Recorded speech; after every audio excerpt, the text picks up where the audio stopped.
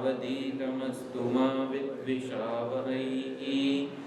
ॐ शान्ति शान्ति शान्तिः।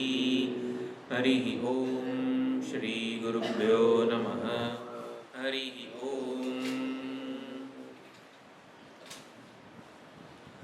ॐ गुरुर्ब्रह्मा गुरुर्विष्णुः गुरुर्देवो महेश्वरः गुरुः साक्षात् परं ब्रह्म तस्मै श्री गुरवे नमः। सच्चिदानन्दरूपाय विश्वोत्पत्त्यादिहेतवे तापत्रय विनाशाय श्रीकृष्णाय वयं नुमः।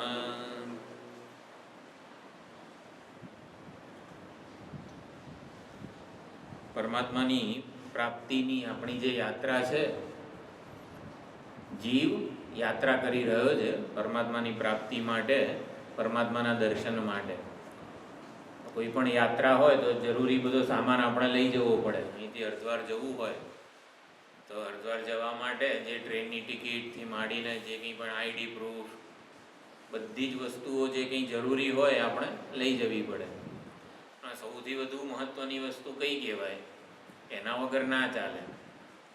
આપણું જે કંઈ ટિકિટ હોય, આઈડી પ્રૂફ હોય, એ આપણે લઈ જ જવું પડે.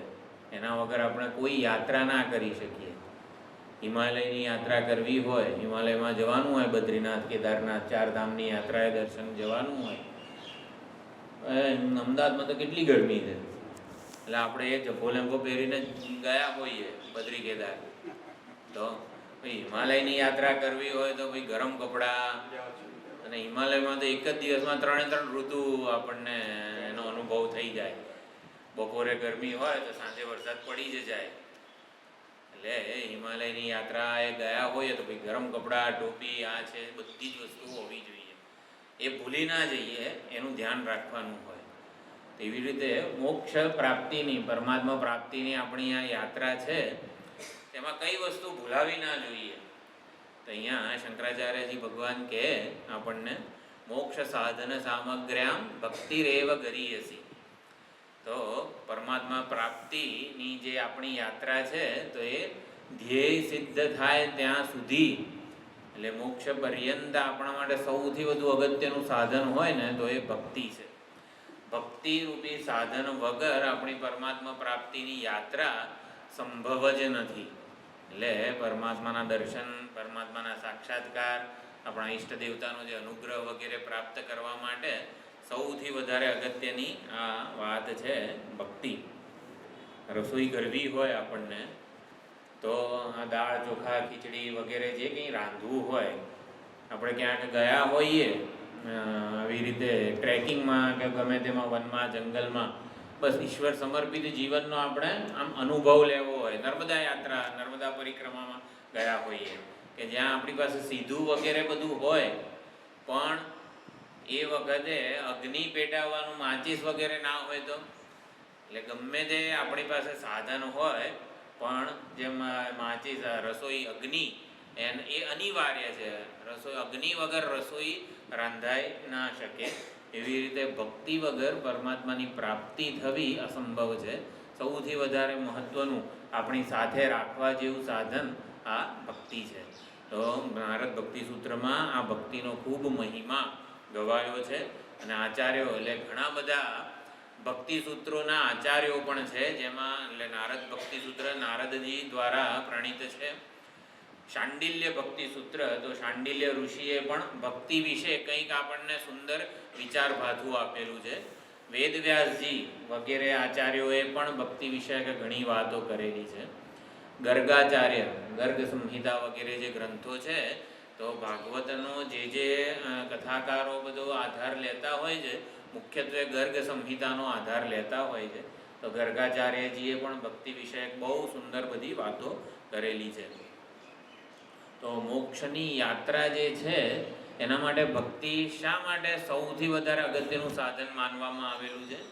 કારણ કે મોક્ષની યાત્રા, પરમાત્મા પ્રાપ્તિની યાત્રા છે એ જાણે કે ફૂલો પાથરેલી આપણી રસ્તો હોય, પથારી હોય, એવો આમ સુંદર કોમળ વગેરે નથી. એનામાં અનેક બધા અડચણ, વિઘ્ન, અવરોધો એટલે પરમાત્માની પ્રાપ્તિની જે આપણી આધ્યાત્મિક ઉન્નતિનું જે શિખરે ચડવું હોય તો આપણો જેમ કે ગુરુત્વાકર્ષણ, આપણે ઢાળ ચડતા હોઈએ કોઈક, તો ગુરુત્વાકર્ષણ બળ આપણને નીચે ખેંચે છે, એટલે વધારે આપણને બળની જરૂર પડે. એવી રીતે પરમાત્મા પ્રાપ્તિને અંતિમ મનુષ્ય જીવનનું લક્ષ્ય છે એ સિદ્ધ કરવું છે, તો આપણને નીચે ખેંચનારું પરિબળ શું છે કે આપણા જ પૂર્વે કરેલા જે કંઈ બધા દુરિત હોય, પાપ હોય, સંસ્કારો જે છે બધા કર્મના સંસ્કારો, એ ગુરુત્વાકર્ષણ બળ જેવા છે, એ આપણને પાછા નીચે ખેંચે છે. મેં આ કર્યું વગેરે જે જે કર્મો આપણે કરેલા હોય, પોતાને આ શરીર ઉપાધિ માનીને બધે કરેલા કર્મો, એટલે મને મારો આમાં શું લાભ છે વગેરે, સ્વાર્થ છે, સંકુચિતતા છે, મનુષ્ય જે દેહ ધારણ કરેલો હોય એટલે પૂર્વેના જે કંઈ પણ પાપ હોય એ પ્રગટ તો થાય જ. તો એ બધા પાપ સંસ્કારો આપણને નીચે ખેંચી રહ્યા છે. એની સામે એના કરતાં બમણા કે વધારે વેગથી ઉપર ચડવું પડે આપણે, તો આગળ યાત્રા થાય આપણી. તો ભક્તિ જે છે આ પૂર્વેના બધા દુરિત પાપ વગેરેને એનું નિરાકરણ કરવામાં સૌથી વધારે બળવાન છે. એટલે જ્યારે પ્રારબ્ધથી કોઈક આપણને વિઘ્ન વગેરે આવે ત્યારે આપણે ધ્યાન રાખવા, કારણ કે કોઈ પણ જીવનનું લક્ષ્ય જે છે કોણ સિદ્ધ કરી શકે છે? તો જે ઉત્તમ હોય, જે આવી રીતે ભક્ત હોય, એ ભગવાનના અનુગ્રહને એને એનું આવાહન કરી શકે છે પોતાના સાધનામાં. તો ભક્ત હૃદય હોય એના માટે ભગવાનનો અનુગ્રહ સરળ થઈ જાય છે. તો એ કઈ રીતે સમજી શકાય? તો આ એક સુંદર એક સુભાષિત છે. ઘણા મોક્ષની યાત્રા આપણે પરમાત્માની પ્રાપ્તિની યાત્રા કરવી છે, હવે કેટલું બધું એમાં તો ભણવું પડે, કેટલું બધું વાંચન કરવું પડે, કેટલા જપ કરવા પડે, કેટલું ધ્યાન કરવું પડે, આટલી બધું આમ. એટલે કોઈક પણ સામાન્ય મનુષ્ય હોય તો પરમાત્મા પ્રાપ્તિની યાત્રાનો આટલા બધા અવરોધો છે, આટલું બધું કંઈ સરળ કામ નથી, એટલે એનો પ્રારંભ જ ન કરે. પ્રારભ્યતે ન ખલુ વિઘ્ન ભયેન નીચૈહિ. તો જે નિમ્ન કોટીના સામાન્ય મનુષ્યો છે, અજ્ઞાની અવિવેકી જે છે, આ પરમાત્માની પ્રાપ્તિની યાત્રા શેના માટે આટલો પુરુષાર્થ કરો? ખાઈ પીને લહેર કરો ઘરે, આપણું બધું કષ્ટ સહન કરવાનું, બપોરે આવવાનું, બપોરે 4 વાગે આવીને બધું કથા શ્રવણ કરવાનું, એટલે એના કરતાં ઘરે શાંતિથી પંખા નીચે ઊંઘી જાઓ. એટલે ઘણા લોકો પરમાત્માની પ્રાપ્તિનો કોઈ પ્રયત્ન જ ના કરે, કે બહુ બધા વિઘ્નો છે. એટલે એને નિમ્ન કોટીના બધા સામાન્ય અજ્ઞાની અવિવેકી મનુષ્યો હોય એ કહેવાય. પછી ઘણા પ્રારભ્ય વિઘ્ન વિહતા વિરમંતી મધ્યમા. તો જે મધ્યાહા એટલે કે મધ્યમ અધિકારીઓ જે છે એ પ્રારંભ તો કરે, વિદ્યાર્થી હોય 10માની 12માની, પછી બધી એક એડવાન્સ એક્ઝામ હોય, આમ તૈયાર તો થઈ જાય, અને પછી સહેજ કંઈક અઘરો ક્વેશ્ચન આવે કે વગેરે હોય તો પાછો વિરામ પામી જાય.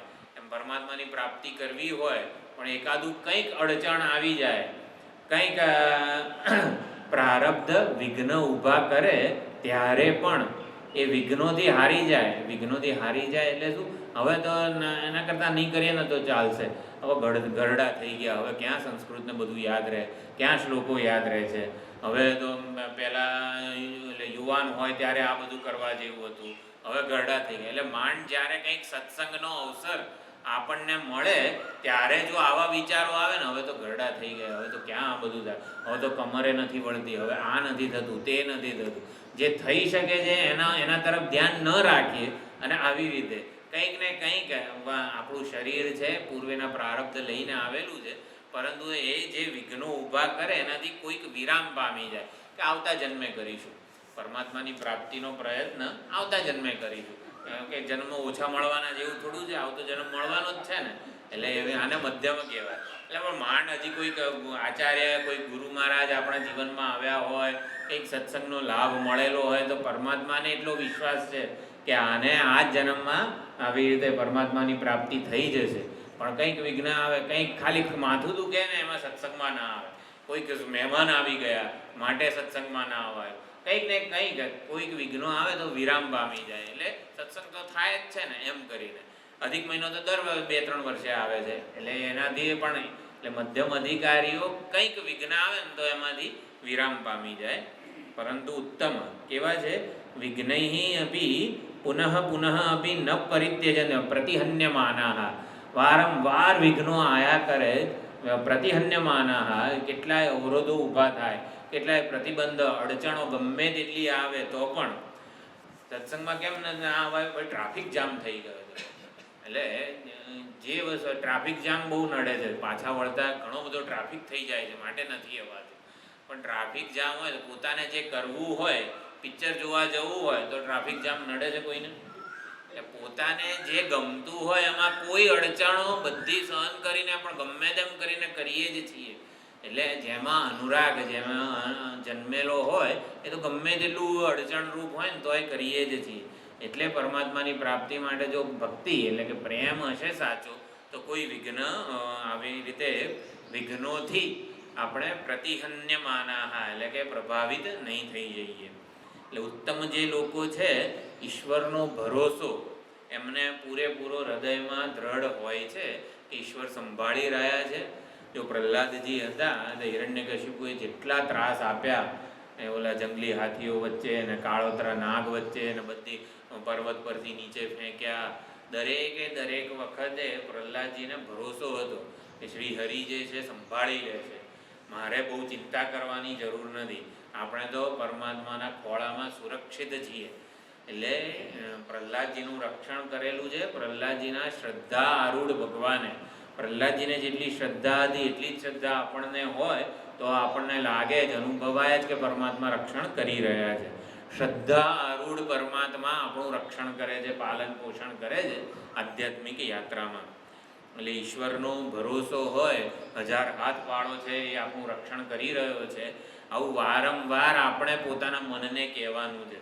1000 હાથ વાળાના ખોળામાં છીએ આપણે, ભલે એને ગમે તેવું વિકરાળ રૂપ લઈને આવેલો હોય, પરંતુ મારો તો એ વાલો જ છે, મારા ઈષ્ટ દેવતા જ છે, એટલે મને પાછો નહીં પડવા દે. ઇવન આ એક વસ્તુ જે પરમાત્મા પ્રાપ્તિમાં થોડીક આપણને પાછી ફેંકનારી હોય છે એ જે આપણું વૃદ્ધાવસ્થા, ગળપણ વગેરે. હવે ઘરડા થઈ ગયા, હવે પરમાત્માનું નામ વગેરે નથી લેવાતું વગેરે, તો આમ ઘરડા કોને કહેવાય વગેરે આપણે ખાલી સમજવું હોય તો ઓલું એક વાંદરાનું બચ્ચું હતું, એ આવી રીતે ઝાડ ઉપર ચડવાનું બહુ પ્રયત્ન કરે. હવે બચ્ચું હોય તો એટલે કેટલી એની તાકાત હોય, ઝાડ ઉપર ચડવાનો પ્રયત્ન કરે પણ પાછું પડી જાય નીચે, વારંવાર પ્રયત્ન કરે. એટલે વાંદરો આ બધા ટોળામાં આવી રીતે પ્રયત્ન કરતા હતા કોઈક ઝાડ ઉપર ચડવા માટે. તો અમુક જણા આવી રીતે કંઈક ઓલું લસર વાળું ઝાડ હશે તો આમ પકડ આવતી નહોતી, પરંતુ અમુક વાંદરાઓએ તો મૂકી દીધું કે આ ઝાડ ઉપર હવે ચડી શકાશે નહીં. વાંદરાનું એક બચ્ચું હતું એ વારંવાર પ્રયત્ન કરતું હતું, પ્રયત્ન કરતાં 100 વારે કર્યું, પાછું નીચે પડ્યું, પાછું ઉપર ચડવાનો પ્રયત્ન કરે ને એમ કરતાં એક વાર તો એ ચડી ગયું. એટલે વારંવાર નીચે પડવા છતાં પણ જે પ્રયત્ન છોડે નહીં ને એને યુવાન કહેવાય. એટલે હકીકતમાં ઘરડા અને યુવાન વગેરેનો એ આ શરીરની અવસ્થા સાથે એનો સંબંધ નથી, આપણી મનસ્થિતિ કેવી છે એમ. એટલે આપણે પ્રયત્ન છોડી દઈએ છીએ કે નહીં પરમાત્મા પ્રાપ્તિનો, તો જો છોડી દે ને એને ઘરડો કહેવાય. ઘરડા એક મનસ્થિતિ છે. એટલે કે આપણને હવે ક્યારે હૃદય શુદ્ધ થશે, ક્યારે આપણું હૃદય આ ભક્ત પ્રહલાદ જેવું ને ધ્રુવ જેવું વગેરે થાય, ક્યારે મારું હૃદય પરમાત્માને રહેવાનું મન થાય એવું સુંદર શીતળ આહ્લાદક અને પરમાત્મા હંમેશા નિવાસ કરે એવું થાય. તો હૃદય શુદ્ધ થાય આ ભક્તિથી જ થતું હોય છે. ભક્તિથી સાચો પ્રેમ જન્મે છે અને ભગવાન જ પોતે આપણા હૃદયનો કચરો બધો સાફ કરે છે. હકીકતમાં બહુ ચિંતા આપણું હૃદય શુદ્ધ ક્યારે થશે એની કરવાની જ નથી. એટલે હૃદયમાં પ્રેમ જન્મે તો પરમાત્મા બધું જ કામ કરે છે. એટલે જે અહીંયા કીધું છે આપણી ભગવદ્ ગીતામાં પણ, મનુષ્યાણામ સહસ્રેષુ કશ્ચિત યતતિ સિદ્ધયે યતતામપી સિદ્ધાનામ કશ્ચિન મામ વેત્તિ તત્વતઃ. હજારો મનુષ્યોમાં કોઈક એક આ પરમાત્માની પ્રાપ્તિ માટે પ્રયત્ન કરે છે અને એમાંથી પણ હજારોમાંનો કોઈક એક હોય જે આ પરમાત્માને જાણી શકે છે, ઓળખી શકે છે. એટલે પરમાત્માનું જ્ઞાન એટલે મહિમા પણ જાણવો જરૂરી છે અને પરમાત્માને માટે હૃદયસ્થ પ્રેમ હોવો પણ જરૂરી છે.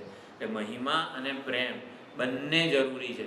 માત્ર પ્રેમ, આપણે પ્રેમ માટે જે કંઈ પણ ઉપચારો હોય, પૂજા વગેરે જે કંઈ પણ હોય એ જ કરતા હોઈએ, પણ વાસ્તવમાં ઈશ્વર કોણ છે, કેવા છે એ જાણવાનો પ્રયત્ન ના હોય ને તો પણ પ્રેમ પૂરેપૂરો પરિપક્વ થતો નથી. કોઈનો મહિમા જાણીએ તો જ આપણને સાચો પ્રેમ જન્મે. એટલે મહિમા પણ જાણવો જરૂરી છે. ઈશ્વરનું વાસ્તવિક સ્વરૂપ કેવું છે એ પણ જાણવું બહુ જ જરૂરી છે. ભક્તિમાં અધિકાર કોનો છે? તો ભક્તિમાં અધિકાર સર્વ જીવોનો છે. માતાને પ્રેમ કરવાનો અધિકાર કયા બાળકનો કહેવાય? 2-3 બાળકો હોય, એમાંથી એક ઠોઠ હોય, એકને બહુ તેજસ્વી હોય, તો માતાને પ્રેમ કરવાનો અધિકાર કયા બાળકનો છે? બધા બાળકોનો એક સરખો જ કહેવાય. ભલે ને બાળક નાનો હોય, મોટો હોય, કે એનામાં ગમે તેવી મર્યાદા હોય કે વિશેષતા હોય, તો એવી જ રીતે બધા જીવો, આપણે બધા પરમાત્માના બાળકો જ છીએ.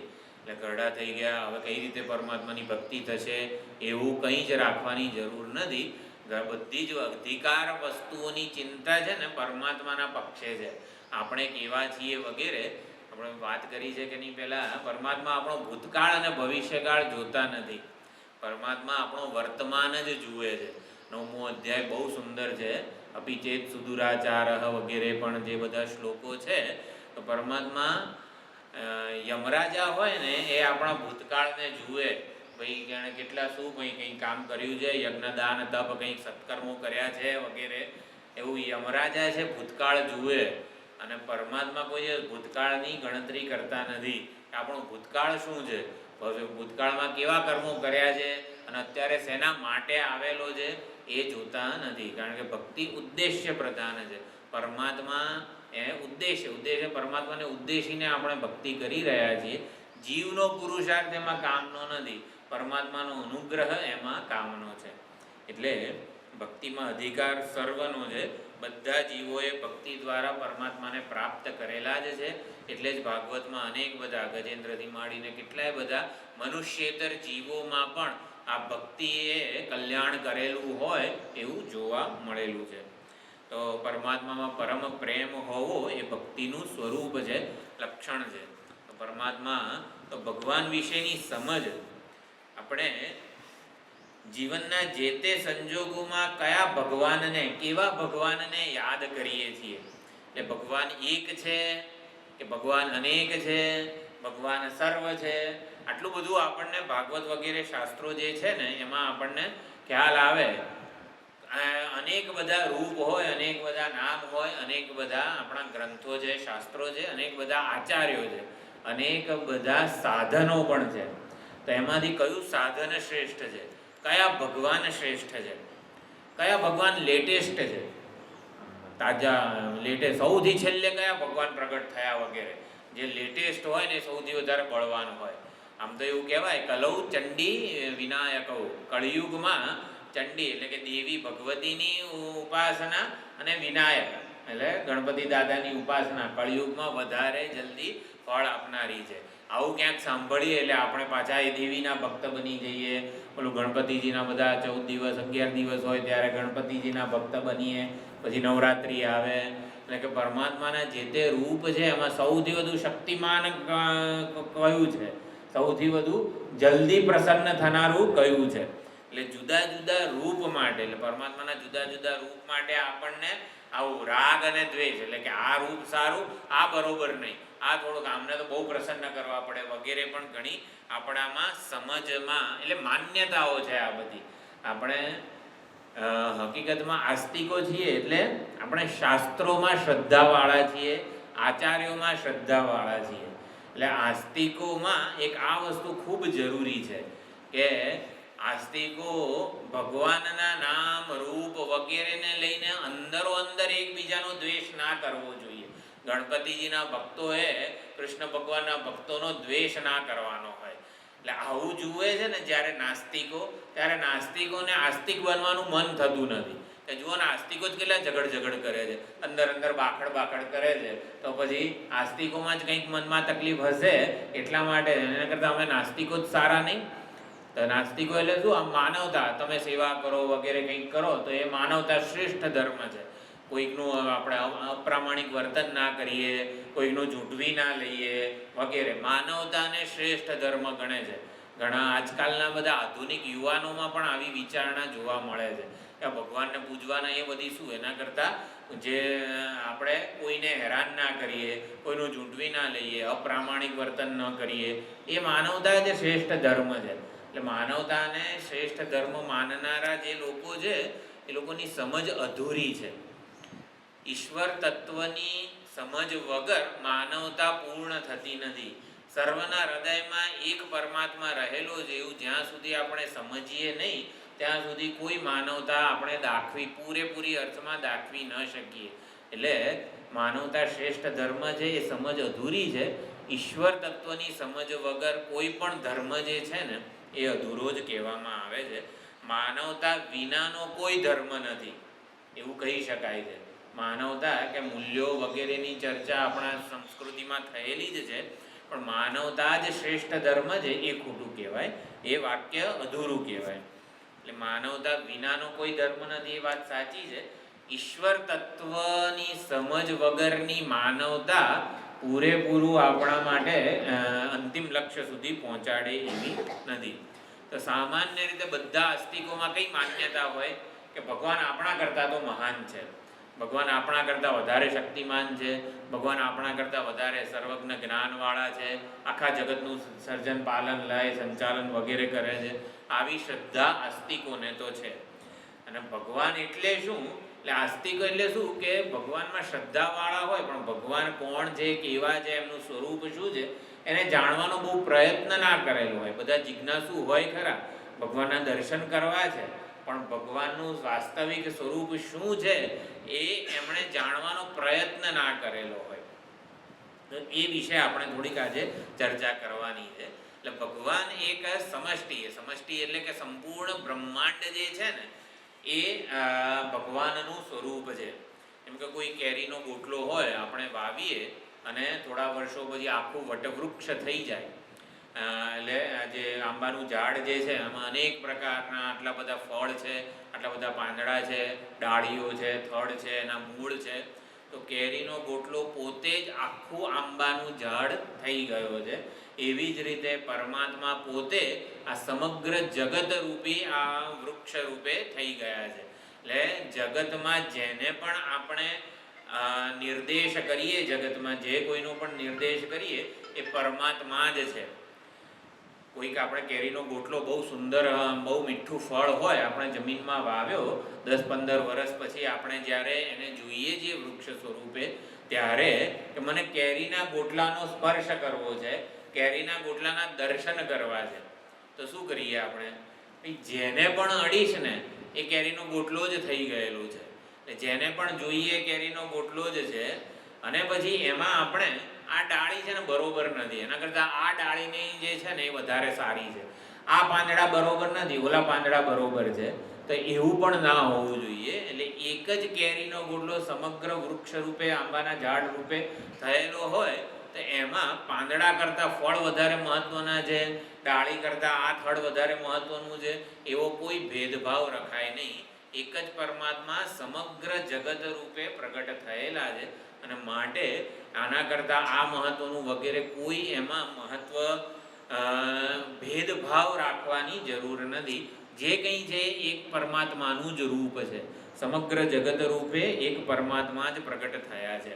એટલે અંગુલ ભગવાનનો આપણને કોઈ નાસ્તિકો આપણને કહે કે ભગવાન હોય તો બતાવો ને, ભગવાન હોય તો દેખાવા તો જોઈએ ને, ભગવાન હોય તો આમ આંગળીથી નિર્દેશ કરીને બતાવો. જેમ પુસ્તક છે તો આ પુસ્તક કે છે એવી રીતે આપણે આંગળીથી નિર્દેશ કરીને બતાવી શકીએ છીએ. તો એવી રીતે ભગવાન હોય તો આ એનો અંગુલી નિર્દેશ કરીને અમને બતાવો. તો અંગુલી નિર્દેશ તો જેનો એ થાય ને એ ભગવાન જ છે. એટલે આપણે કે આ ભગવાન છે, આ ભગવાન છે, આ ભગવાન છે, ભગવાન જે કંઈ છે ભગવાન છે. આ આપણી વૈદિક સંસ્કૃતિ છે. ભગવાનનું કોઈ એક ચોક્કસ નામ, રૂપ, આકાર, અવતાર રૂપે જ્યારે આવે છે, રામ, કૃષ્ણ, શિવજી વગેરે બધા ભગવાનના અવતાર રૂપો છે. તો એ કોઈ ચોક્કસ પ્રયોજનને લીધે ભગવાને લીધેલા હોય છે. બાકી ભગવાન તો સમગ્ર જગતમાં વ્યાપ્ત છે.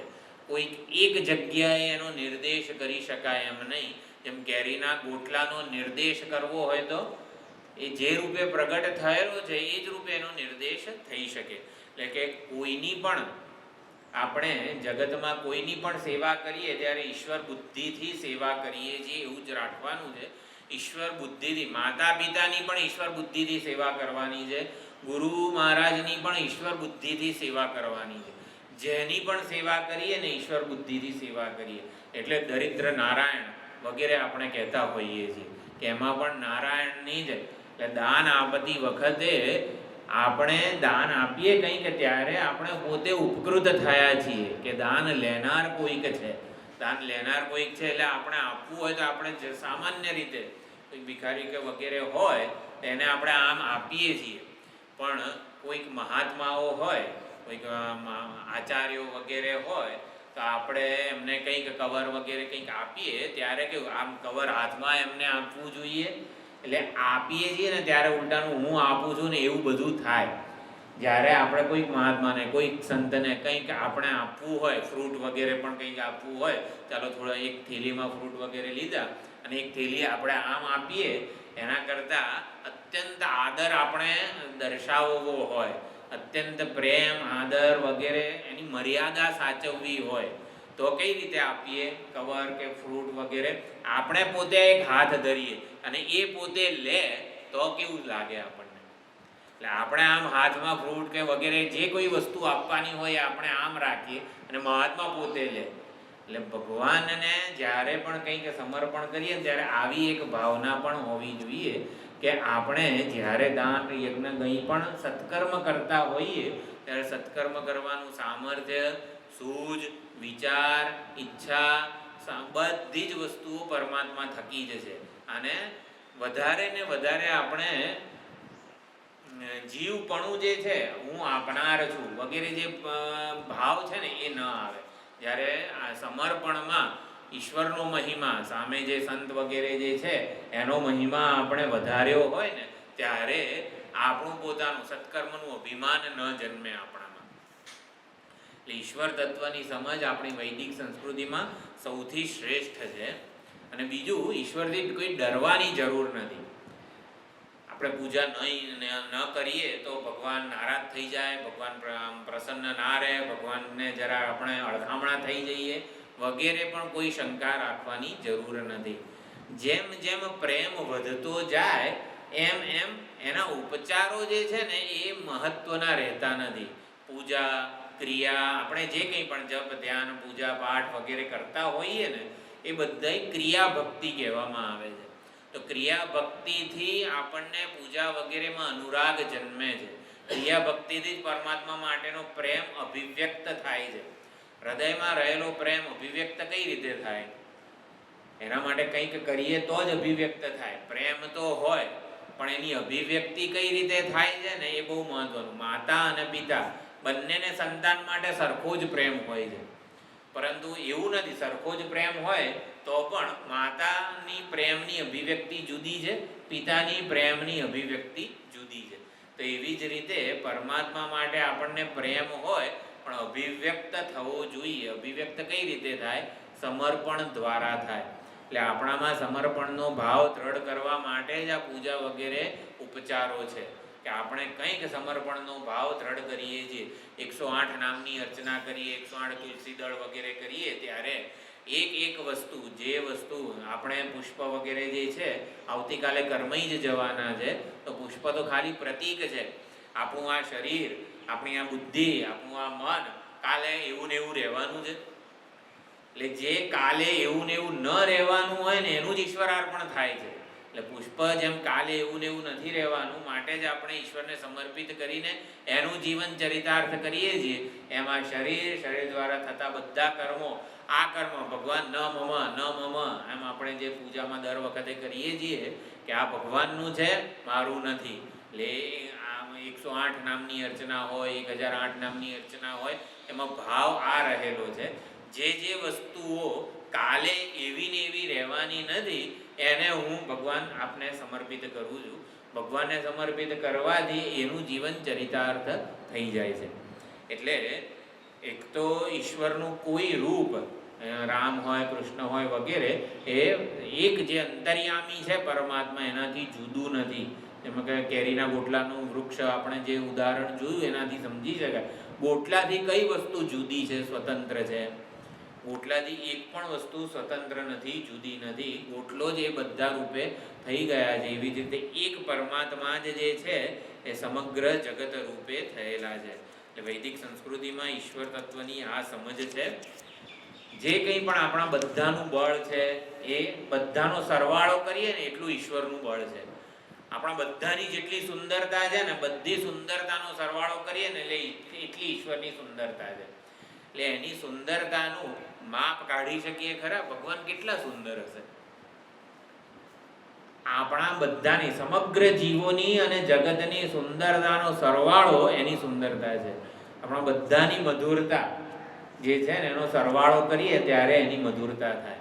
એટલે ઈશ્વર એ સમગ્ર જીવો અને જગત રૂપે પ્રગટ થયેલા છે. એટલે ઈશ્વરનો મહિમા, ઈશ્વરનું સામર્થ્ય, એનું બળ, બુદ્ધિ વગેરે આપણી બુદ્ધિ સમજી જ નહીં શકે, એનો તાગ કાઢી શકવાની નથી. એટલા જ માટે સૌથી પહેલા નારદ ભક્તિ સૂત્ર છે, તો નારદજી પાસે આ ભક્તિની વિચારણા કેવી રીતે પ્રાપ્ત થઈ? તો સૌથી પહેલા નારાયણ ભગવાને બ્રહ્માજીને ઉપદેશ કરેલો હતો, અને બ્રહ્માજીએ પછી નારદજીને આ ભક્તિનો વિસ્તાર કરવાનું કહ્યું. એટલે બ્રહ્માજીએ નારદજીને આદેશ આપ્યો, તો આવી રીતે બધા જનમાનસમાં આ ભક્તિનો પ્રચાર કર. એટલે ભાગવતનો જ આવી રીતે શ્લોક છે, યથા હરૌ ભગવતી નૃણામ ભક્તિર ભવિષ્યતિ. જેવી રીતે પરમાત્મામાં ભક્તિ આ બધા જીવોના હૃદયમાં જન્મે, બધા જીવોના હૃદયમાં પરમાત્મા પ્રતિ ભક્તિ જન્મે. સર્વાત્મની અખિલાધારે ઇતિ સંકલ્પ્ય વર્ણય. તો નારદજીએ ભક્તિ સૂત્રોની રચના કરી. કેમ કરી? તો કે બ્રહ્માજીએ આદેશ આપ્યો છે કે જેનાથી સર્વ જીવોના હૃદયમાં પરમાત્મા માટે પ્રેમ, ભક્તિ જન્મે ને એવી રીતે તું ભક્તિનો મહિમા વર્ણવ. આવી બ્રહ્માજીએ નારદજીને યાજ્ઞા કરી. એટલે પછી કળિયુગમાં નારદજીએ પ્રતિજ્ઞા કરી કે ભક્તિ દેવીની સમક્ષ નારદજીએ, જે મહાત્મ્યમાં સુંદર બધું વર્ણન આવેલું છે, કે પ્રત્યેક ઘરમાં, પ્રત્યેક જીવમાં હું ભગવાનની ભક્તિનો સંચાર કરીશ. કળિયુગ જેવો કોઈ યુગ નથી કલ્યાણકામી મનુષ્ય માટે. જેને પોતાના જીવનનું કલ્યાણ કરવું છે એના માટે કળિયુગ જેવો કોઈ યુગ નથી. આવી રીતે કહેવામાં આવેલું છે કે કળિયુગમાં કેમ એવું કળિયુગ જેવો કોઈ યુગ નથી? કે જેને પોતાનું કલ્યાણ કરવું છે એવા કલ્યાણકામી મનુષ્ય માટે કળિયુગ જે છે ને ચારે બાજુથી વૈરાગ્ય જન્માવે એવો છે. અને આપણા બધો પ્રેમ, બધી જ લાગણીઓ પરમાત્મામાં સંકેલાઈ જાય ને એવી વ્યવસ્થા કળિયુગે કરેલી છે. કળિયુગે એવી વ્યવસ્થા કરેલી છે કે ક્યાંય આપણી લાગણી છે ને બહુ ઝાઝી ટકે એવી જ નથી. ભગવાને કળિયુગને બનાવેલો જે છે એવો કે બધી બાજુએથી લાગણીઓ સંકેલાઈ જાય, સમેટાઈ જાય અને પરમાત્મામાં લાગી જાય. અને એટલા માટે કીધું છે આ કળિયુગ જેવો કોઈ યુગ નથી કલ્યાણકામી મનુષ્ય માટે. અને પછી ભક્તિની બધી સુંદર વ્યાખ્યા કરેલી છે જે આપણે, એટલે ભક્તિમાં અધિકાર કોનો છે? સર્વ જીવોનો અધિકાર છે. એમ જે ભગવદ્ ગીતામાં કીધું, અનિત્યમ અસુખમ લોકમ ઇમમ પ્રાપ્ય ભજસ્વ મામ. પરમાત્માએ પણ કીધું છે ભગવદ્ ગીતામાં, આ અનિત્ય અને અસુખ એવા લોકને પ્રાપ્ત કરીને મારું ભજન કર, મારું ભજન કર, મારી શરણાગતિ, મારી શરણે આવ, સર્વ ધર્માન પરિત્યજ્ય વગેરે. પણ અને કોઈ પણ યોનિઓ, પાપ યોનય, ગમે તેવી પાપ યોનિમાં આપણો જન્મ થયો હોય તો પણ ભક્તિના બળે એ પાપ યોનિના સંસ્કારો આપણા ઉપર પ્રભાવ નહીં પાડે. જો પ્રહલાદજી વગેરે અસુર કુળમાં જન્મેલા હતા અને છતાં પણ નારદજીના સત્સંગને લીધે અસુર કુળના એકે સંસ્કારો એમને પ્રભાવિત કરી શક્યા નહીં. અસુર એટલે પાપ યોનિ જ કહેવાય. પાપ યોનિ એટલે જેમાં પાપ થવાની સંભાવના પૂરેપૂરી હોય. સ્વાર્થ, સંકુચિતતા, બીજાને હેરાન કરવા વગેરે બધું જ હોય. છતાં પણ પ્રહલાદજીના જીવનમાં કેમ આ પાપ સંસ્કારો જે છે ને એનો પ્રભાવ ના થયો? ભક્તિને લીધે. એ ભક્તિને લીધે પૂર્વેના પાપ જે છે ને એનો કોઈ પ્રભાવ આપણા ઉપર રહેતો નથી.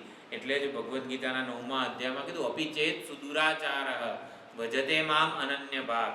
અનન્ય ભાવે પરમાત્માનું ભજન કરે, ગમે તેવો દુરાચારી હોય ને તો પણ સાધુરેવ સમંતવ્ય, એને સાધુ જ ગણવો જોઈએ, સાધુ સજ્જન પુરુષ જ ગણવો જોઈએ. એનો નિશ્ચય કેવો છે, એટલે ભક્તનો જે નિશ્ચય છે ને એના લીધે એને સાધુ કીધેલો છે. કોઈ પણ દુરાચારી હોય એક વખત એ નિશ્ચય કરે કે ભગવાનનો અનન્ય ભક્ત છું, એ નિશ્ચયના આધારે એને સાધુ ગણવો જોઈએ એવું કહેવામાં આવેલું છે. અને ક્ષિપ્રમ ભવતી ધર્માત્મા, એ જલ્દીથી આવી રીતે ધર્માત્મા બની જાય છે. એટલે ભક્તિ કરતા પહેલા શું આપણે કરવું જોઈએ? ના, તો એવી કોઈ જ શરત અહીંયા નારદજીએ મૂકેલી નથી. ભક્તિ જે છે એ કરીશું તો બધા સદગુણો આપણામાં વિકાસ પામશે.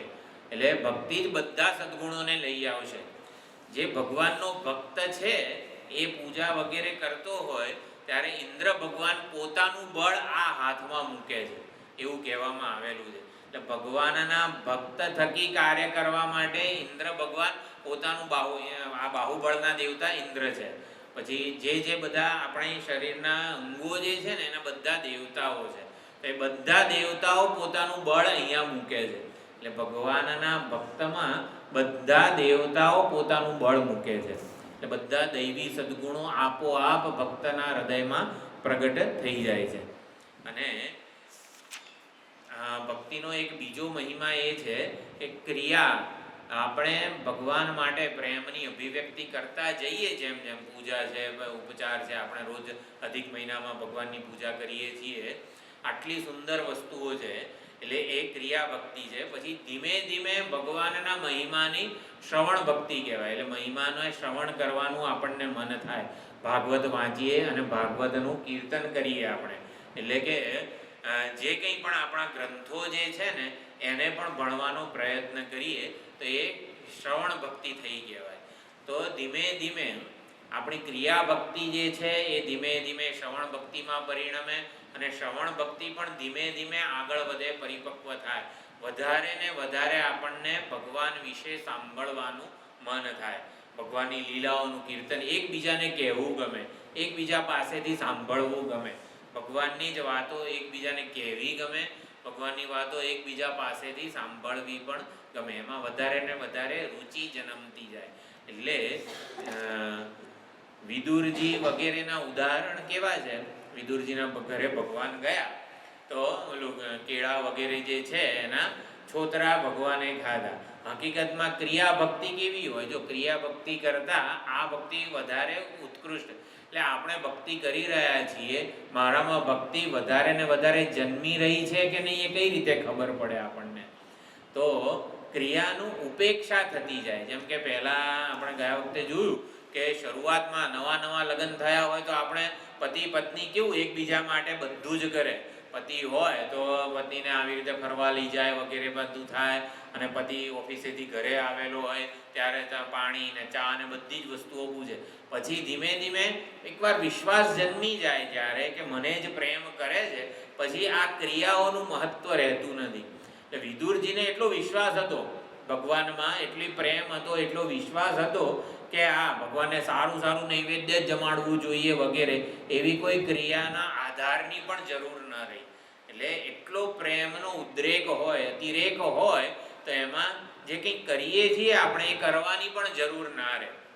આપણે જેમ પિતા જે છે એ પુત્રને એની સંપત્તિ વારસામાં મળવાની જ છે, એટલે પુત્રએ શું એને પિતાની સેવા વગેરે કરવા, એકનો એક છોકરો હોય તો પિતાની જે કંઈ પણ છે સંપત્તિ એને મળવાની જ છે ને વારસામાં.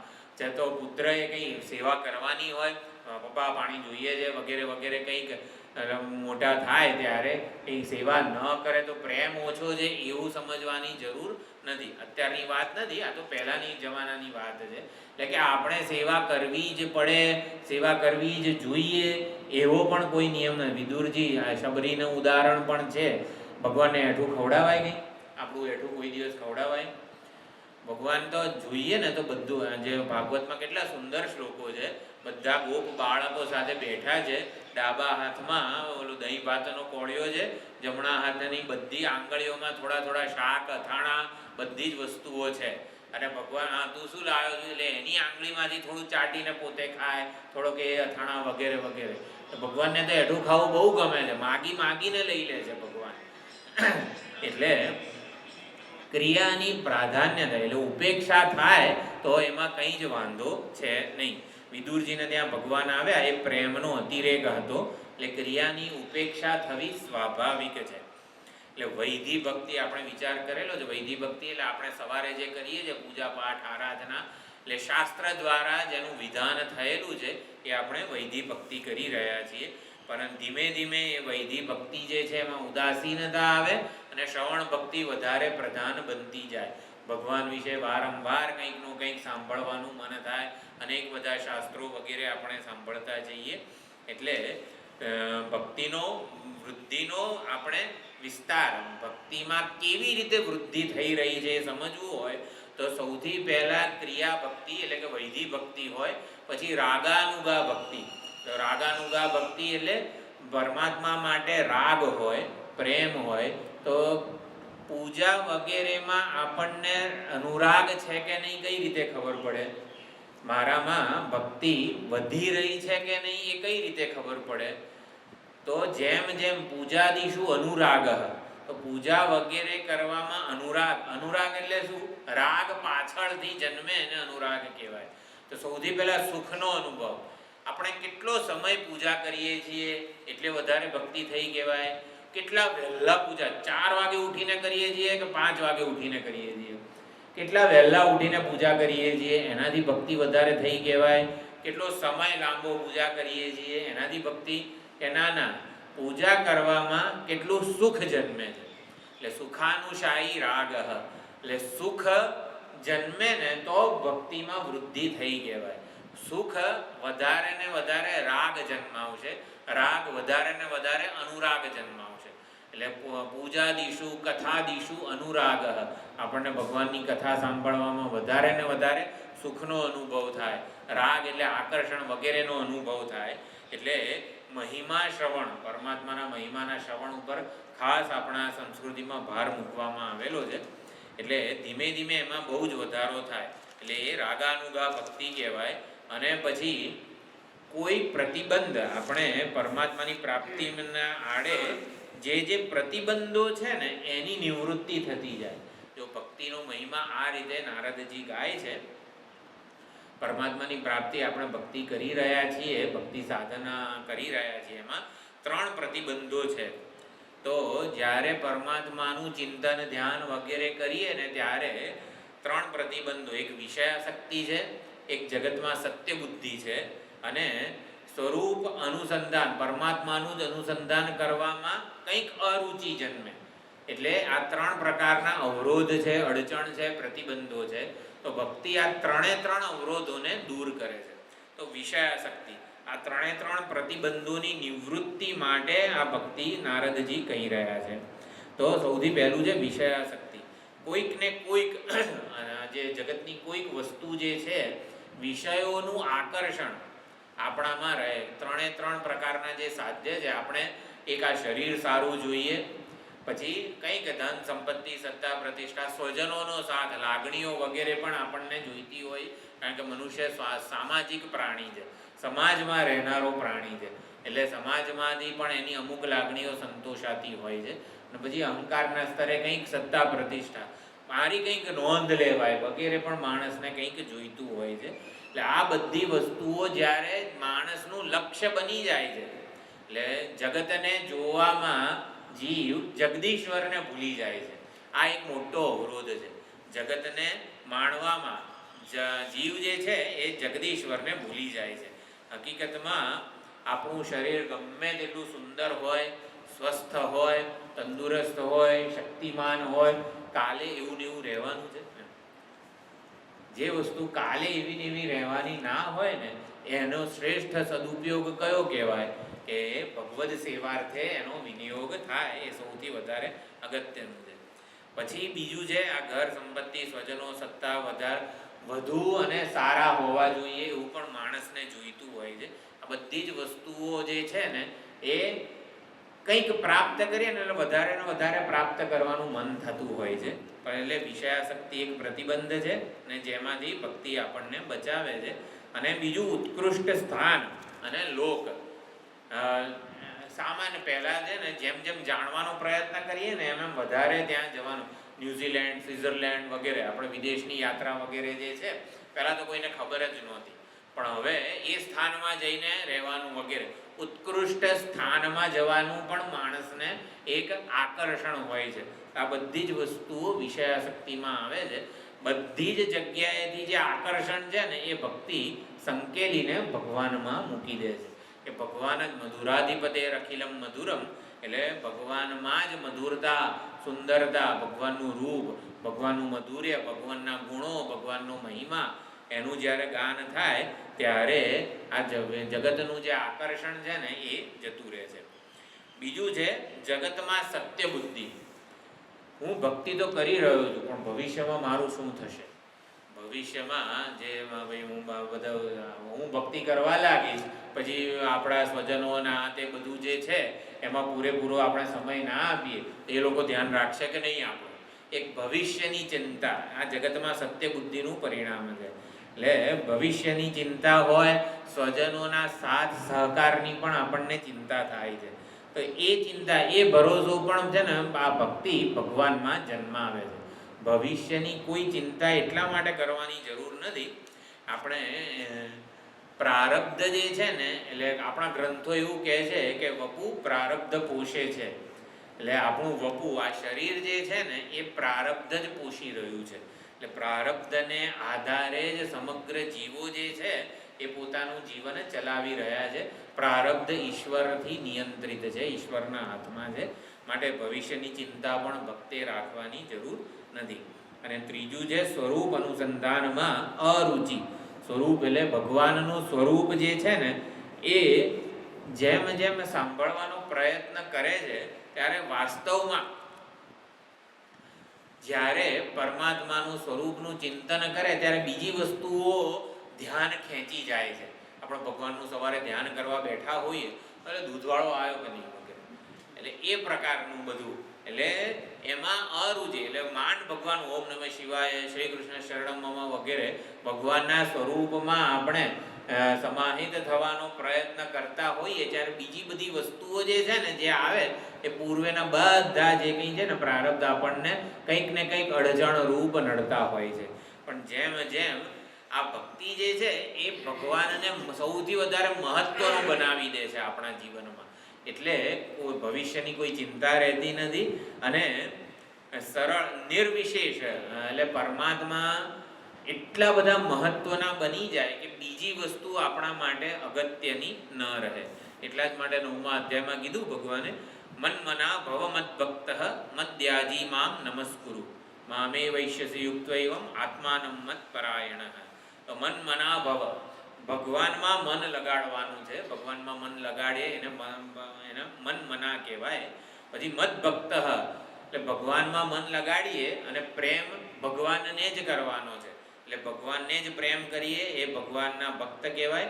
મત યાજી એટલે કે ઈશ્વર બુદ્ધિથી સેવા કરીએ. કોઈની પણ જગતમાં કોઈની પણ સેવા ઈશ્વર બુદ્ધિથી કરીએ એ સૌથી અગત્યનું છે. એટલે મત યાજીમાં મારી સેવા કર એટલે શું? ઈશ્વર બુદ્ધિથી સેવા કર. એટલે ઈશ્વર બુદ્ધિ જાળવીએ આપણે જે કોઈની પણ સેવા કરીએ આપણા માતા પિતા વડીલ વગેરેની, ત્યારે ઈશ્વર બુદ્ધિથી સેવા કરીએ છીએ એવું ધ્યાન રાખીએ. મદ્યાજી મામ નમસ્કુરુ, આપણે નમસ્કાર કરીએ છીએ, વડીલોને નમસ્કાર કરીએ, ગુરુ મહારાજને, આચાર્યને વગેરેને, ભગવાનને દેવસ્થાનમાં જઈએ ત્યારે નમસ્કાર કરીએ છીએ. નમસ્કાર કરીએ છીએ એટલે શું? એની મહાનતા જે છે ને એનું ગાન કરે. કોઈને પણ આમ નમસ્કાર કરીએ એટલે શું કે એની મહાનતાનું આપણે ગાન કર્યું કહેવાય, એની મહાનતાની નોંધ લીધી કહેવાય. એટલે કે વડીલ છે, આચાર્ય છે, દેવદર્શને જઈએ ત્યારે આપણે નમસ્કાર કરીએ છીએ, એની મહાનતાની નોંધ લઈએ છીએ. બાકી અહંકાર આપણો એવો છે જેને છે ને પોતાની જ મહાનતા ગા ગા કરવી હોય છે. મેં આ કર્યું, મેં તો આવું કર્યું હતું એમ. જેને પોતાની જ મહાનતાનું ગાન બધે જ એને કરવું હોય છે. પણ અહંકાર નમસ્કાર ક્યારે કરે? એ અહંકાર જુએ પોતાના કરતાં કોઈક વધારે મહાનને જુએ ને ત્યારે એ થોડો નમણો પડે, થોડો નમ્ર બને. એટલા માટે ઈશ્વરની આટલી મહાનતાનું વર્ણન કરેલું છે. મહાનતાને આપણે ઈશ્વરની મહાનતાને ગાઈએ, ઈશ્વરની મહાનતાનું સ્મરણ કરીએ અને નમસ્કાર કર્યા કહેવાય. એટલે મહાન આપણે પોતાને જ માનીને આમ કરીએ ભગવાનને, એને નમસ્કાર કીધા નથી. આવી કોઈ ક્રિયાને નમસ્કાર નથી કીધા. ઈશ્વરની મહાનતાનો આપણે સ્વીકાર કરીએ ને ત્યારે એ નમસ્કાર થયા કહેવાય. અને આ રીતે આ બધા પ્રતિબંધો જે છે ને એ આ ભક્તિ દેવી જે છે એ દૂર કરનારી છે. અને ઈશ્વરમાં પ્રેમ જગાડવા માટે પૂજા વગેરે ખૂબ જરૂરી છે, પરંતુ એનું અભિમાન આપણામાં ન આવવા દે એ કામ આ ભક્તિ વગેરે કરે છે. એટલે ઈશ્વરના સ્વરૂપ અને સામર્થ્યનું જ્યારે જીવ ચિંતન કરે છે, સ્વરૂપનું, સામર્થ્યનું અને સ્વભાવનું આપણે આવી રીતે ધ્યાન રાખવાનું છે. હંમેશા ઈશ્વરના સ્વરૂપનું, સામર્થ્યનું અને સ્વભાવનું. સ્વરૂપ છે સચ્ચિદાનંદ સ્વરૂપ છે. સામર્થ્ય શું છે? સમગ્ર જગતનું પાલન, સમગ્ર જીવોના પ્રારબ્ધનું સંચાલન કરવું એ ઈશ્વરનું સામર્થ્ય છે. આપણા બધાના મનમાં એ જ વિચારો પ્રેરી રહ્યો છે. પરમાત્મા જે છે આપણાનું કલ્યાણ કરવું, જે જીવનું કલ્યાણ કરવું છે એનામાં સદબુદ્ધિ પ્રેરે છે. અને જે જીવને કલ્યાણથી દૂર વંચિત રાખવો છે એનામાં દુર્બુદ્ધિ પ્રેરે છે.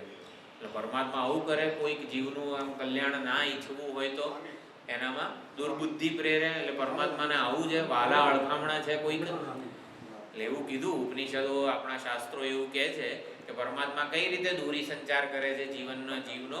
તો જેને આવી રીતે જે જીવનું કલ્યાણ કરવું છે ને એમાં સત્સંગનો, આ ભક્તિનો, આ પૂજા પાઠ વગેરે જે છે ને એનો વિચાર પ્રેરે. ચલો દેવ દર્શને જઈએ, નમસ્કાર કરીએ. એટલે આપણામાં જે કોઈ આવા વિચારો આવતા હોય ને તો એનું કોઈ દિવસ અભિમાન આપણે ન કરવું જોઈએ. આખો અધિક મહિનો 4 વાગે ઉઠીને પૂજા કરી છે, એવો કોઈ યશ આપણે ના લેવો જોઈએ. કારણ કે શાસ્ત્રોએ કીધું છે કે જે જીવનું કલ્યાણ કરવું હોય એમાં ભગવાન આ વિચાર મૂકે છે. એટલે આપણે સત્કર્મોની નોંધ લેવાવી જ જોઈએ. એટલે હકીકત સમાજનું એક કર્તવ્ય છે, ક્યાંક સારું કામ થતું હોય ને તો એની નોંધ લે, એના ફોટા પડવા જોઈએ. પણ સવારે 4 વાગે ઉઠીને પૂજા કરીએ છે, ફોટા પડવા જોઈએ. સમાજમાં એનો પ્રચાર થવો જ જોઈએ, સમાજનું કર્તવ્ય છે. કંઈક સારું કામ થતું હોય ચોક્કસ થવું જોઈએ. આપણે ભાવ એ રાખવાનો છે આપણા વ્યક્તિગત પક્ષે કે આપણામાં આ વિચાર જન્મ્યો, પૂજા કરીએ વગેરે જે કંઈ પણ છે વિચાર પરમાત્માએ જ જન્માવ્યો છે. અને બીજું વાક્ય જે કીધું કે જેને કલ્યાણથી વંચિત રાખવા છે એનામાં ભગવાન આવા કંઈક અભિમાન કે વગેરે કંઈક આસુરી ભાવ મૂકે છે કે હું આમ કરી નાખું, તેમ કરી નાખું વગેરે ભાવ મૂકે છે. એટલે એનામાં પણ ભગવાને જ આ ભાવ મૂકેલો છે. બધા ભાવ જે છે ને પરમાત્મા થકી જ જન્મે છે. 7મા અધ્યાયમાં પણ કીધું જે કંઈ પણ સાત્વિક, રાજસ અને તામસ ભાવ છે એ મારા થકી જ જન્મે છે. મારા થકી જ જન્મે છે એટલે શું? પરમાત્મા જ જન્માવે છે. પરમાત્મા જીવોના કર્મના સંસ્કાર પ્રમાણે જન્મે છે પરમાત્મામાંથી, પણ જીવોના કર્મોના સંસ્કાર હોય એ પ્રમાણે બધા ભાવો જન્મતા હોય છે. એટલે આપણામાં સારા કે નરસા જે ભાવ જન્મે છે ને પરમાત્મા થકી જ છે. એટલા માટે સારા ભાવનો યશ ના લઈએ અને જે કંઈ પણ આપણાથી, ધારો કે કોઈકની લાગણી દુભાઈ, ધારો કે કંઈક આપણા ખોટું બોલાઈ જવાયું વગેરે, એનો ભાર આપણા મનમાં રાખવાની જરૂર નથી. કારણ કે એ ભાવ પણ પરમાત્મા થકી જ જન્મેલો છે. આપણને કલ્યાણ, કંઈક પાપ કર્મનું આપણને ફળ આપવાનું હશે એટલે પરમાત્માએ આપણામાં આવી દુર્બુદ્ધિ જગાડનાર પરમાત્મા જ છે. આપણા કંઈક પાપ કર્મનું ફળ હશે એ આપણને આપવાનું હશે, માટે આપણા દ્વારા આ કર્મ કરાયું છે. એટલે જે માણસ એવું સમજી જાય કે મારા દ્વારા સારા નરસું જે કંઈ પણ વિચારો જન્મે છે પરમાત્મા જ જન્માવે છે, એનું હૃદય જલ્દી શુદ્ધ થઈ જાય છે. પછી એનાથી હંમેશા સત્કર્મો જ થઈ રાખે છે.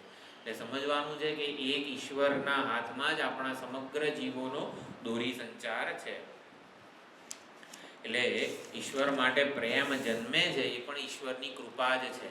આપણા કોઈક સત્કર્મો હશે માટે પ્રેમ જન્મે છે? ના. એટલે અહીંયા આપણે જે કીધું ને 4 પ્રકારના ભક્તો, આર્તો, જિજ્ઞાસુ, અર્થાર્થી, જ્ઞાની ચ. તો એ ચ એટલે અને એટલે ચ દ્વારા એક 5માય ભક્તો છે. તો એ વ્રજવાસીઓ માટે ચ ભગવાને ત્યાં વાપરેલો છે. અર્થ જિજ્ઞાસુ અર્થાર્થી જ્ઞાની તો પોતાના પુરુષાર્થના બળે આવી રીતે ભગવાનની ભક્તિ કરી રહ્યા છે. પણ અમુક ભક્તો એવા છે જેમાં ભક્તિનું દાન હું પોતે કરું છું. તો વ્રજવાસીઓએ કંઈક સાધના કરી હતી ગયા જન્મમાં, માટે ભગવાનના આટલા સુંદર ભક્તો થયા બધા. વ્રજવાસીઓમાં ભક્તિ જે છે ને ભગવાનના અનુગ્રહથી થયેલી છે, એટલે ત્યાં ચ શબ્દ મૂકેલો છે. અમુક ભક્તો એવા છે કે જેને ભક્તિનું દાન હું કરું છું, એ લોકોના કોઈક સત્કર્મો, કોઈક નિષ્કામ પુણ્યો હશે માટે જન્મેલી છે એવું નથી. એટલે કે ભગવાનના અનુગ્રહથી વ્રજવાસીઓમાં ભગવાનની ભક્તિ આટલી જન્મેલી છે. એટલે ભગવાન એટલે કોઈ પણ સારી કે નરસી કોઈ બી વસ્તુનું આપણે અભિમાન અને એ યશ ન લેવો જોઈએ. ભગવાન જ સર્વ કંઈ કરી રહ્યા છે, એ જેને સમજાઈ જાય એનું હૃદય જલ્દીથી શુદ્ધ થઈ જાય છે. અને ભગવદ પ્રેમ ભગવાનની કૃપાથી જ જન્મે છે. તો પ્રેમ વિશે જે કંઈ પણ આપણે કોને પ્રેમ કરીએ, સૌથી વધારે મહત્વનું આપણા માટે શું છે? આપણી જાત જ છે. એટલે ભગવાનને આપણે પ્રેમ ક્યારે સાચો પહોંચાડી શકીએ? જ્યારે ભગવાનને આપણે આત્માથી અભિન્ન સ્વરૂપે જાણીએ ને તો જ સાચો પ્રેમ જન્મે. એટલે જ ગોપીઓએ કીધું કે નખલુ ગોપિકા નંદનો ભવાન અખિલ દેહિનામ અંતરાત્મા દૃક. અંતરાત્મા સર્વના હૃદયમાં જેને હું આપણે કહીએ છીએ. કોઈ પણ કહે કે આ કોણે કર્યું, તો કે અહીંયા આપણે હાથ લગાડીએ છીએ. કેમ કે એ અંતરાત્મા જે છે ને, એટલે હું રૂપે આપણે પરમાત્માને ઓળખવાના છે. તો હૃદયસ્થ અભિવ્યક્તિ છે પરમાત્માની સર્વથી શ્રેષ્ઠ છે. જેને આપણે હું કહી રહ્યા છીએ ને, એ પરમાત્મા સિવાય બીજો કોઈ નથી. આ ઓળખી લેવાનું છે. આ બોલી રહ્યો છે કોણ? બધાના શરીરમાં રહીને બોલનારો એ એક પરમાત્મા છે. બધાના શરીરમાં રહીને સાંભળનારો, જોનારો એક જ પરમાત્મા છે. અને માટે એકબીજા માટે કોઈ પ્રકારના રાગ દ્વેષની સંભાવના જ નથી. જેમ હાથને પગ માટે કોઈ દ્વેષ નથી અને બીજા આવા હાથ માટે કોઈ રાગ નથી, એવી જ રીતે આ બધા જે છે ને એક પરમાત્માના જ અંગો છે. માટે આપણે પણ બધા જીવોને એકબીજા માટે તો કોઈ પ્રકારના રાગ દ્વેષની સંભાવના જ નથી. કારણ કે બોલનારો બધામાં જુદો જુદો હોય ને તો આપણને કે આ બોલનારો સારો અને આ બોલનારો ખરાબ, આમ હરીફાઈ, સંઘર્ષ અથવા તો જેને કહેવાય ને કે સારું અને ખરાબ વગેરે ગુણ અને દોષના દર્શન પણ સંભવ નથી.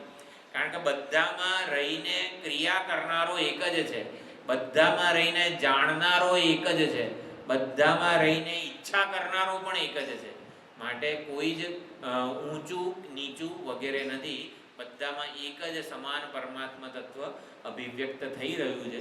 માટે આપણો પ્રેમ સર્વાત્મા ભગવાન, સર્વાત્માની અખિલાધારે, નારદજી એવું કીધું છે, સર્વાત્મા વાસુદેવ માટે પ્રેમ જન્મે ને એવી રીતે હું વર્ણન કરીશ. પરમાત્મા સર્વના હૃદયમાં વિરાજી રહ્યા છે, એટલે એના માટે પ્રેમ જન્મે એ ભગવાનની કૃપાથી જ જન્મે. પ્રેમ ક્યાંક બજારમાં મળતો હોય ને તો આપણે આમ ક્યાંક ખરીદી લઈએ. પ્રેમ ને બાજી ઉપજે, કંઈ ખેતરમાં ઉગતો હોય ને તો આપણે એને આવી રીતે ઉગાડી દઈએ, ધાન, શાક ને શાકભાજી વગેરેની જેમ. પ્રેમ એવી રીતે નથી ઉગતો ખેતરમાં, નથી બજારમાં મળતો. તો પ્રેમ કેવી રીતે થાય? શીશ દે જો લે જાય. કબીરજી કહે છે શીશ દે, આપવું પડે. તો શીશ આપવું પડે એટલે અહંકાર જે છે, હું કરું છું એનું સમર્પણ કરવું પડે. તો સમર્પણથી પ્રેમ જન્મે છે. કંઈ પણ કરીએ ત્યારે સમર્પણનો ભાવ હોય. કંઈક કરવાથી મહાન ના બની શકાય, સમર્પણથી જ મહાન બનાય છે. એટલે આપણા સમર્પણનો જ આપણને વ્યવહાર શેના માટે છે? સમર્પણ માટે છે. ઈશ્વરને સમર્પિત થઈ શકીએ ને માટે જીવનો બધો વ્યવહાર છે. આ જે છે એસી છે, પંખો છે વગેરે સાર્થક ક્યારે થાય? જ્યારે વીજળીને પોતાનું જે કંઈ પણ જે ક્રિયા કરતો હોય એ સમર્પિત કરે ને ત્યારે એ સાર્થક થાય. પોતાનું કંઈ ન રાખે ને ત્યારે એ સાર્થક થાય. તો આવી રીતે ઈશ્વર માટે આપણને હૃદયસ્થ પ્રેમ જન્મે છે ઈશ્વરની કૃપાથી જ, અને સમર્પણથી એ પ્રેમ પરિપક્વ થાય છે, દ્રઢ થાય છે. આ પ્રમાણે છે. તો ઈશ્વર ઈચ્છે સર્વના જીવોના હૃદયમાં પ્રેમ જન્મે, બધા જીવો ભક્તિ કરે વગેરે વગેરે, તો ઈશ્વર ઈચ્છે એ પ્રમાણે જ થાય છે. એટલે ઈશ્વર સર્વ સમર્થ છે, એ ઈચ્છે એવું કરી શકે છે. તો ઈશ્વર ઈચ્છે તો બધાને ભક્ત કેમ નથી બનાવી દેતા? પ્રહલાદજીના બધાના ઉદાહરણમાં આપણને ખબર પડી હતી, પરંતુ ઈશ્વર ઈચ્છે તો બધાના માટે એ મહત્વનું કેમ ના બની જાય? એટલે ઈશ્વર ઈચ્છે તો બધું કરી શકે છે, તો કેમ આવું નથી કરી શકતા? એટલે કે ઈશ્વરના સર્જન આપણને ભગવાનને સમજવા પડે. કે ભગવાન બધાને સારા જ કેમ નથી બનાવતો? કેમ આવે ચોરના હાથે અપ્રામાણિક વર્તન કેમ કરે છે? એમાં કેમ એવી બુદ્ધિ સુજાડે છે વગેરે? એટલે ઈશ્વર ઈચ્છે એ જ કરે છે. ઈશ્વર ઈચ્છે છે શું ને એ આપણે સમજવાનું છે. આટલી બધી સમયથી આપણે ભક્તિ કરીએ છીએ, આટલો સત્સંગ કરીએ છીએ, પરમાત્મા ક્યારે દર્શન થશે આપણા? પરમાત્મા દર્શન નહીં. એટલે ભગવાન તમે સર્વ સમર્થ છો, તમે ઈચ્છો તો અત્યારે દર્શન કરાવી શકો છો. એના માટે કોઈ પરમાત્માને કોઈ સાધન નહીં, આપણા સત્કર્મો વગેરેની પુણ્યોની જરૂર નથી. તો પરમાત્મા ઈચ્છે તો અત્યારે જ આપણને બધાને ભગવત સાક્ષાત્કાર કરાવી જ શકે છે. તો પછી પરમાત્મા ઈચ્છે છે શું એ કઈ રીતે ખબર પડે? એટલે ઈશ્વર સર્વ સમર્થ છે, તો ઈશ્વરના સર્જનમાં અમુક વસ્તુઓ આપણને વગર મહેનતે મફતમાં મળી ગઈ છે. તો કે આ શરીર આપણને મફતમાં મળી ગયું છે. આંખ જોવાની શક્તિ, બધી જ વસ્તુ, કામ કરવાની શક્તિ, હાથ પગ, બધી જ વસ્તુઓ આપણને વગર માગે મફતમાં મળી ગઈ છે. ઈશ્વરનું જે સર્જન છે એમાં અમુક વસ્તુઓ આપણને વગર મહેનતે મફતમાં મળી ગઈ છે. હવા, પાણી, હાથ પગ, પ્રકાશ વગેરે બધી વસ્તુઓ એમને મળી ગઈ છે. અને ઘણી વસ્તુઓ ભગવાને પોતે બનાવી છે ખરી, પણ એને પ્રાપ્ત કરવાના સાધનો પણ બનાવ્યા છે. કોઈ ભગવાન પાસે જઈને કે ભગવાન મારે દૂધ પીવું છે, મને દૂધ આપો, દૂધ આપો, દૂધ આપો, તો ભગવાન શું કે? જો મેં ગાય બનાવી છે, આ ગોવાળ છે એને પણ બનાવ્યો છે, એમાં ગાય દોવાની જે સૂઝ છે, કળા છે, એ રૂપે પણ હું જ છું. એની વ્યવસ્થા કર અને દૂધ પી. ભગવાન મને દૂધ આપો, એક ગ્લાસ ભરીને રોજ મને દૂધ આપો. ભગવાન તમે ઈચ્છો તો મને દૂધ આપી જ શકો ને? ભગવાન તમે તો સર્વ સમર્થ છો. ભગવાન સર્વ સમર્થ છે તો એક પ્યાલો દૂધ ના આપી શકે આપણને રોજ? એટલે ભગવાન આપી તો શકે છે રોજ એક પ્યાલો દૂધ, પણ ભગવાન ઈચ્છે છે શું?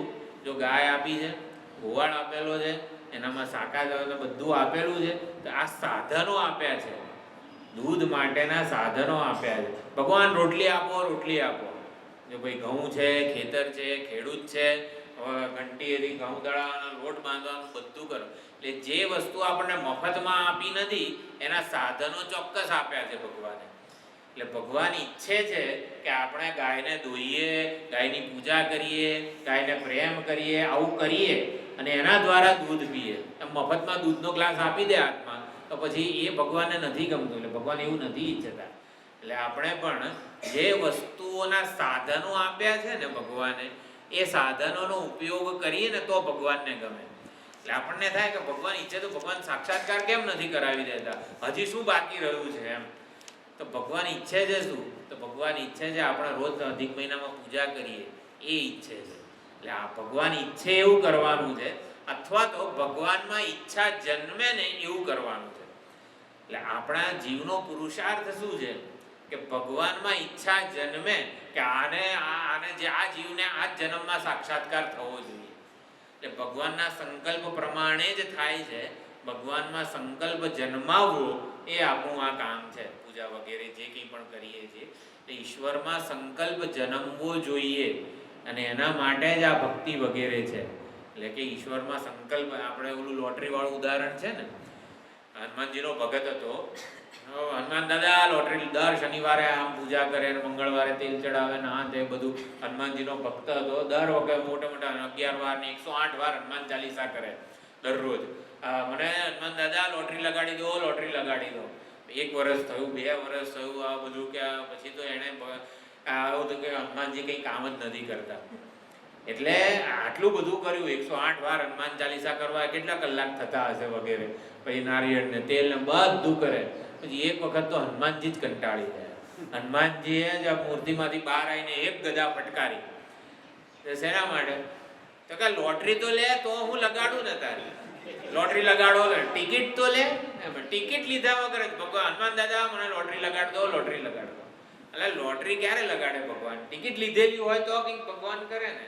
એટલે ભગવાન ક્યારે કંઈક સાધન કરતા હોય, ભગવાન સાક્ષાત્કાર ક્યારે થશે, ભગવાન તમારા દર્શન ક્યારે થશે, આવું કહીએ તો ભગવાન શું કરે? એક ગદા પડતા સવાર અધિક મહિનામાં પૂજા કરે છે રોજ, એવું પૂછે ભગવાન. એટલે કે આપણે સાધન કરીએ એવું ઈચ્છે છે ભગવાન. ઈચ્છે છે અધિક મહિનામાં ભાગવતનું પારાયણ કરીએ, ભાગવતનું શ્રવણ કરીએ, સત્સંગ કરીએ, શ્રાવણ મહિનામાં આ કરીએ, બધું કરીએ એવું ભગવાન ઈચ્છે છે. એટલે ભગવાન ઈચ્છે એવું કરીએ ને ત્યારે ભગવાનના સંકલ્પથી, સર્વસમર્થ પરમાત્માથી ભગવાનના દર્શન થાય. એક આ વસ્તુ પણ છે. એટલે નરસિંહ મહેતા વગેરેના ભજનમાં પણ આ બધી વસ્તુઓ, ભૂતળ ભક્તિ પદાર્થ મોઢું વગેરે ભક્તિનો એમાં બહુ સુંદર મહિમા ગવાયો છે. એટલે એ સર્વસમર્થ છે અને આપણે સમજવાનું છે કે ભગવાન ઈચ્છે એવું આપણે કરવાનું છે. ભગવાનમાં ઈચ્છા જન્માવવી એ આપણા પુરુષાર્થ છે. એટલે ગોપીઓ જે છે ને એ પણ આવી જ રીતે જે કંઈ કરતા હતા ને એ ભગવાનને માટે કરતા હતા. એટલે પોતાના શરીરને પણ ગોપીઓ શ્રી કૃષ્ણનું શરીર જ સમજતી હતી. પોતે સ્નાન કરે ને તે હું સ્નાન કરું છું એવું નહીં, હું શ્રી કૃષ્ણને સ્નાન કરાવું છું એવું એ સમજતી હતી. પોતે વસ્ત્રાભૂષણ અલંકારો બધા પહેરે ત્યારે હું શ્રી કૃષ્ણને અલંકાર વસ્ત્ર વગેરે સમર્પિત કરું છું. નિજાંગમ અપી યા ગોપ્ય, બહુ સુંદર શ્લોક છે ભાગવતનો. નિજાંગમ અપી સા ગોપ્ય મમેતિ સમુપાસતે. એટલે ત્યારે ઉદ્ધવ વગેરે કહે છે કે ભગવાન આ ગોપીઓનો આટલો બધો મહિમા કેમ છે? ત્યારે ભગવાન ઉદ્ધવને કહે છે કે નિજાંગમ અપી સા ગોપ્ય, તો ગોપીઓ પોતાના અંગોને શ્રી કૃષ્ણનું અંગ જ સમજે છે. એટલે સમુપાસતે તાભ્ય પરમ નમે કિંચિત નિગૂઢ પ્રેમ ભાજનમ. નિગૂઢ અત્યંત ગૂઢ પ્રેમનું ભાજન આ ગોપીઓએ કરેલું છે. અત્યંત સૌથી વધારે પ્રેમ ગોપીઓએ મને કરેલો છે. પોતાના શરીરને પણ પોતાનું માનતા નથી. પોતાનું શરીર પણ શ્રી કૃષ્ણનું જ શરીર છે. શ્રી કૃષ્ણને સ્નાન કરાવું છું, શણગાર કરાવું છું. એટલે સમર્પણની પરાકાષ્ઠા આ કહેવામાં આવે છે. પોતાના માટે કંઈ કર્યું નથી ગોપીઓએ. હનુમાનજીએ પોતાના માટે કંઈ કર્યું નથી. પોતાની કોઈ સ્વતંત્ર ઈચ્છા જ રાખી નથી. હાથની શું સ્વતંત્ર ઈચ્છા હોય? આપણી જે ઈચ્છા છે એમાં જ હાથે પોતાની બધી ઈચ્છા ભેળવી જ દીધી છે. એટલે સમર્પણથી જ આપણો પ્રેમ છે એ પરાકાષ્ઠાએ પહોંચે છે. તો સમર્પણ પત્રમ પુષ્પમ ફલમ તોયમથી શરૂઆત થાય. પછી યદ કરોશી યદશ્નાસી, જે કંઈ કરે છે એમાં ભગવદ બુદ્ધિ હોય ત્યારે ભગવાન પોતે એને સ્વીકારી લે છે. એટલે ભક્તિ થી ભગવાન જે છે એ રીઝે છે, પ્રસન્ન થાય છે. એટલે ભગવાનમાં આવી રીતે સંકલ્પ જન્મે છે, ભગવાનમાં ઈચ્છા જન્મે છે, આ જીવનું કલ્યાણ થાય વગેરે. એટલે એ કામ ભક્તિ કરી આપે છે. એટલે ઘણી બધી વસ્તુઓ ભગવાને બનાવી જ છે, પરંતુ આપણે ધ્યાન રાખવાનું છે કે ભગવાનને જોઈએ છે શું, ભગવાન ઈચ્છે છે શું. આપણે કોઈ બાળક હોય તો ભગવાનની કૃપા થશે ને તો બાળકને બધી વિદ્યા આવી જશે. એટલે બાળકને વિદ્યા ગ્રહણ થાય એના માટે આપણે ભગવાનને પ્રાર્થના કરીએ, ભગવાનની ભક્તિ કરીએ. ભગવાન આ છોકરાને બધી વિદ્યા આવડી જાય. એટલે પણ સ્કૂલે તો મૂકવો પડે ને. સ્કૂલે મૂક્યા પછી ભગવાનને બધી વિદ્યા આવડે. સ્કૂલે જ ના ભણવા મોકલીએ તો અને ભગવાનને પ્રાર્થના કરીએ કે ભગવાન આ મારા છોકરાને બધું આ જ્ઞાન બધું આવડી જાય, પહેલો નંબર આવે. એટલે પણ સ્કૂલે જ ના મોકલતા હોઈએ તો ક્યાંથી પહેલો નંબર આવે? એટલે ભગવાન શું ઈચ્છે છે ને એ ખાસ ધ્યાન. અને કે એકાદ દિવસ સ્કૂલે જઈએ તો ચાલે, અઠવાડિયે એકવાર જઈએ, મહિને એકાદ વાર જઈએ, પછી ભગવાનને પ્રાર્થના કરીએ તો રોજ જવું પડે ને. એવી રીતે રોજ કરવું પડે આ બધું. અધિક મહિનામાં અધિક મહિનામાં એક વાર કરી દઈએ તો ચાલે પૂજા? ના, રોજ કરવી પડે. જેમ સ્કૂલે રોજ જવું પડે ને એવી રીતે આપણે જે કંઈ પણ પૂજા પાઠ આરાધના કરતા હોઈએ છીએ એ રોજ કરવું પડે તો ભગવાનમાં આવેલો સંકલ્પ જન્મે છે. એટલે એકાદ દિવસ સ્કૂલે જવાથી જેમ કલ્યાણ ના થાય એમ એકાદ દિવસ ભક્તિ કરી લઈએ વગેરે તો પણ ન થાય. એટલે ભક્તિ પરિપક્વ થાય છે આ સમર્પણના ભાવથી. અને સમર્પણનો ભાવ દ્રઢ થાય છે પૂજા વગેરે જે કંઈ પણ ઉપચારો છે એનાથી. તો ચાલો હવે આવતી વખતે આગળના જે બધા સૂત્રો છે, ભક્તિનું ફળ અને ભક્તિના સાધનો, ફલ નિરૂપણ જે છે એ પણ જોઈશું અને સાધન નિરૂપણ, ભક્તિના સાધનો કયા છે એ પણ આવતી વખતે જોઈશું. ઓમ પૂર્ણમદઃ પૂર્ણમિદં પૂર્ણાત પૂર્ણમુદચ્યતે પૂર્ણસ્ય પૂર્ણમાદાય પૂર્ણમેવાવશિષ્યતે.